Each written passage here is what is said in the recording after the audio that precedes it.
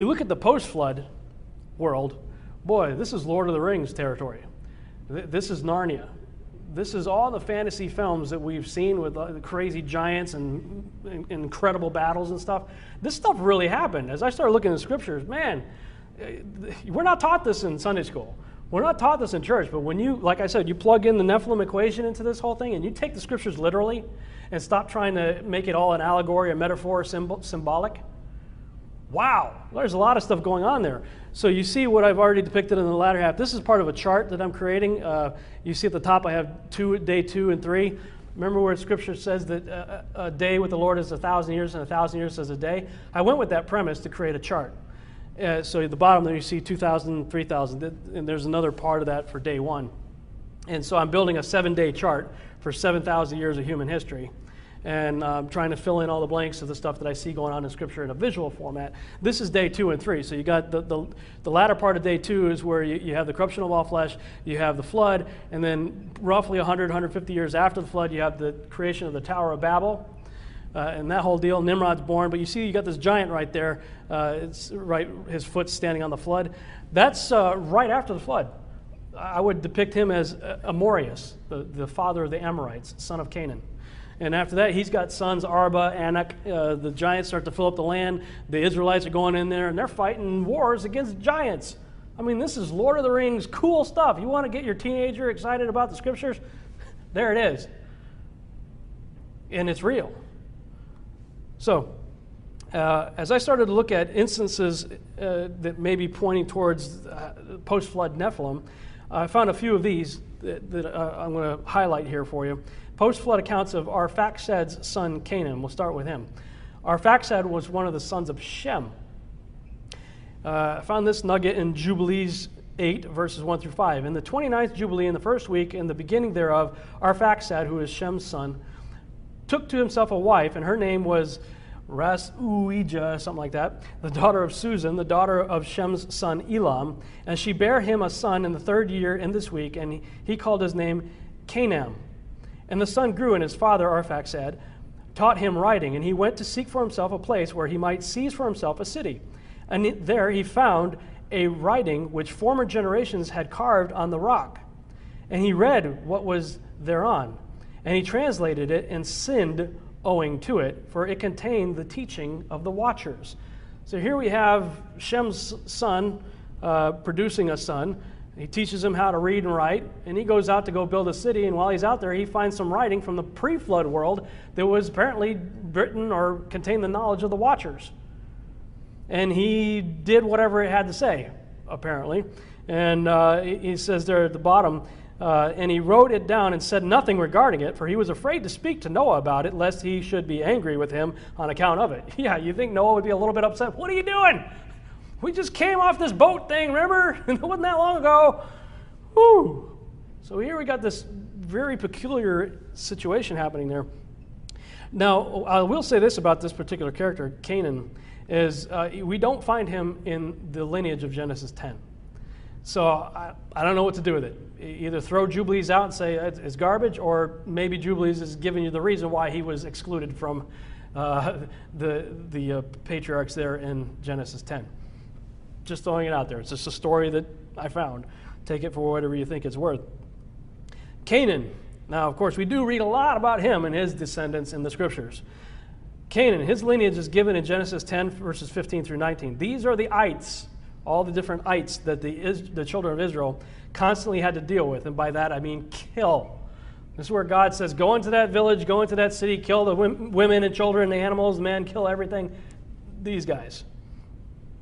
Mizraim, he has a son named Caphtor, and that's given in Genesis chapter 10, verses 13 and 14, who settled the island of Crete and was the father of the Philistines. And confirming witnesses for that are Jeremiah 47:4 and Amos 9:7, identifies Caphtor as the father of the Philistines.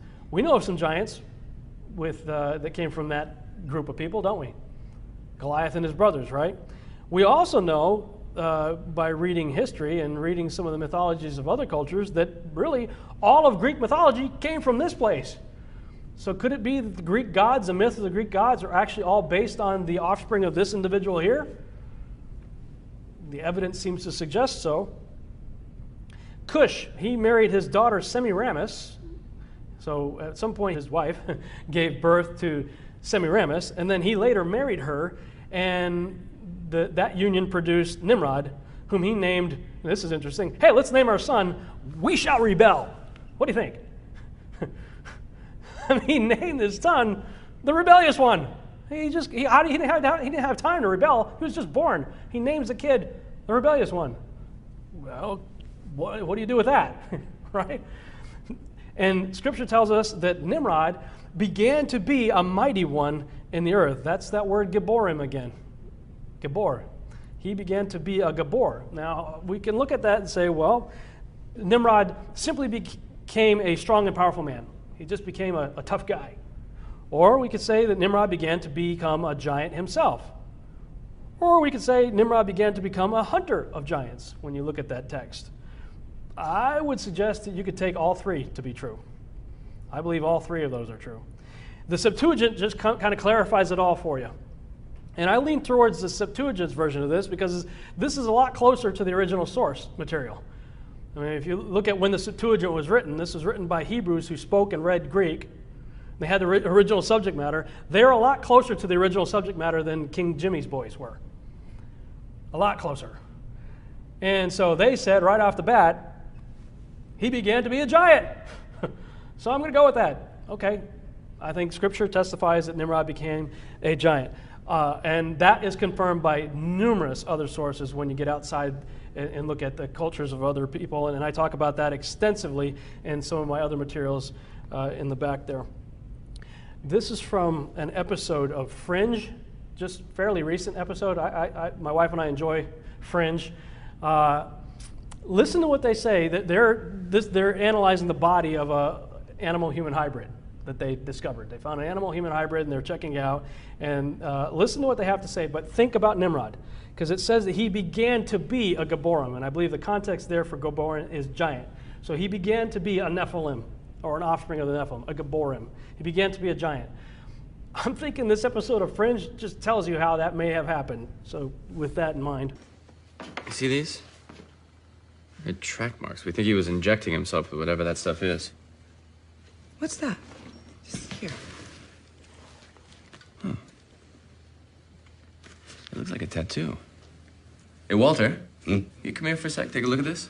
Okay, well, if Conrad's not behind this, who is? Perhaps the Sumerians.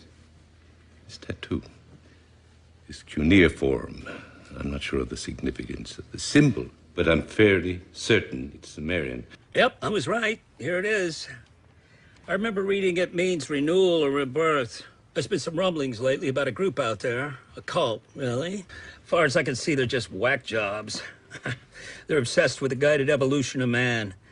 They want to create a new species. A better species. Mutation by design. This should be the last one.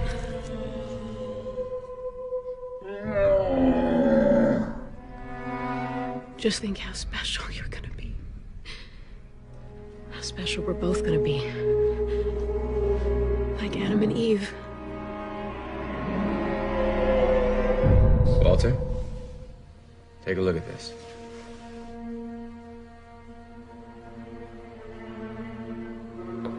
Oh, my.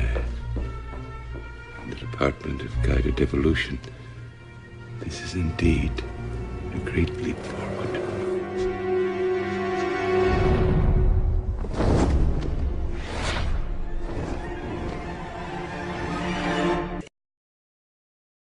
Wow.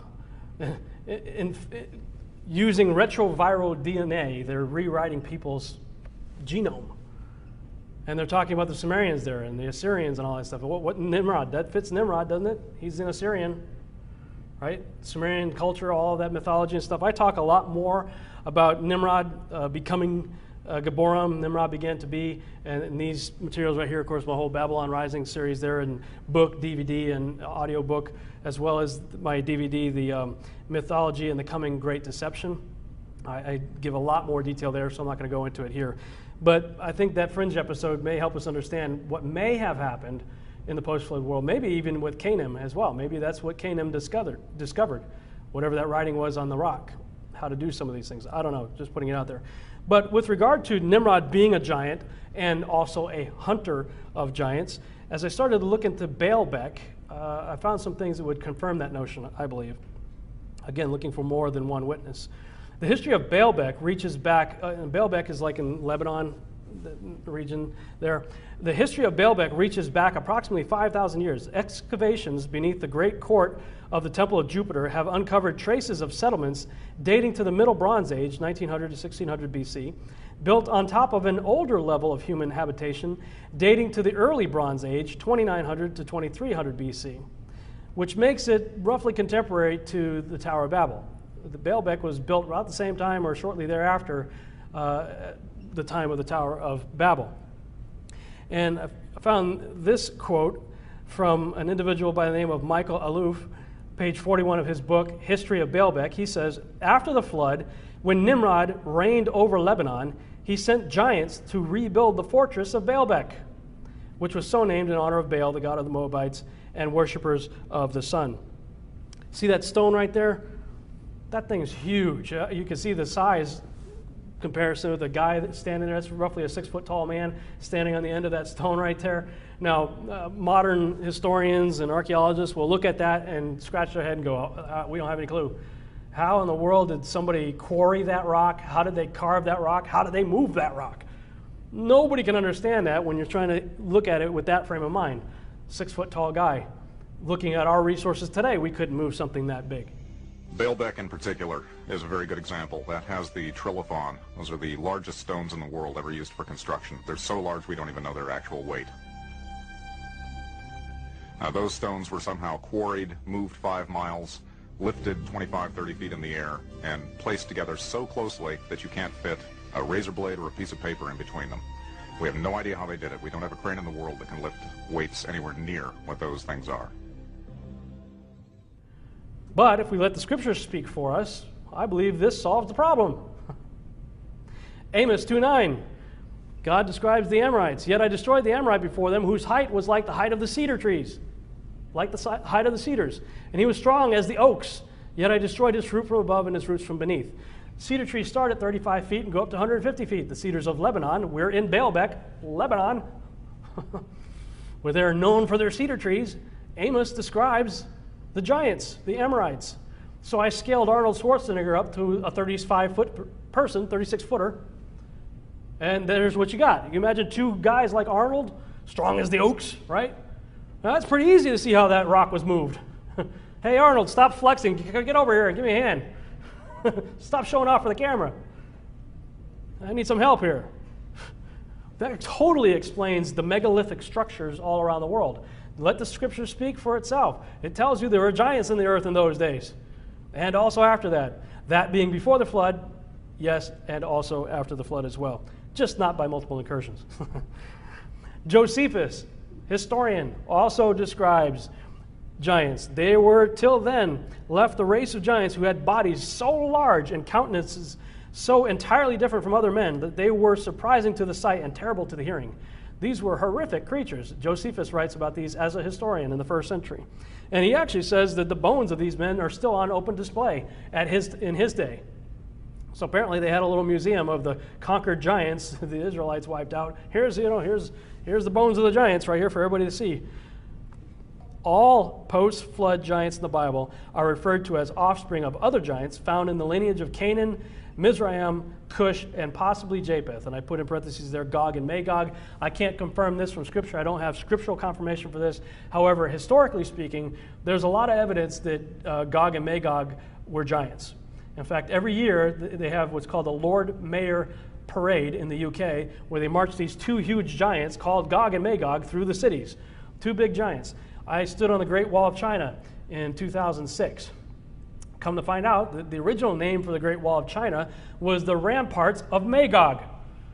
And so when you stand on this massive wall, I mean, this thing's huge and it goes on forever.